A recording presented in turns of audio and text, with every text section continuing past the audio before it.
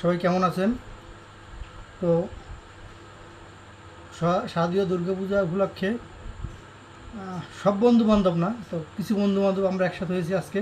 হঠাৎ করে সন্ধ্যার পরে এক বন্ধু আমার, সে বললো যে আজকে কিছু একটা হোক, পিকনিক হয়ে যাক। তো বললাম কী হয়, বৃষ্টি পড়তেছে প্রচুর, তো চিন্তা করলাম ভুনা খিচুড়ি হয়ে যাও। তো যে কথা সেই কাজ, আমরা দোকান থেকে 2টা দেশি মুরগি, কেউ আবার পোলট্রি ভাইবেন না, সাদা মুরগি ভাইবেন না, দেশি মুরগি আনছি। আর এই দেখেন, এই আদা পেঁয়াজ রসুন, এখানেও পেঁয়াজ আছে আমাদের খাওয়ার জন্য, কাঁচা খাওয়ার জন্য। এই তো পেঁয়াজের দায়িত্ব রয়েছে আমার কাঁধে বসছে, যে আমার বলে যে তুমি ঘরে বসে বসে পেঁয়াজটা আর আদাটা করে দাও, সেলাই দাও বা পরিষ্কার করে দাও।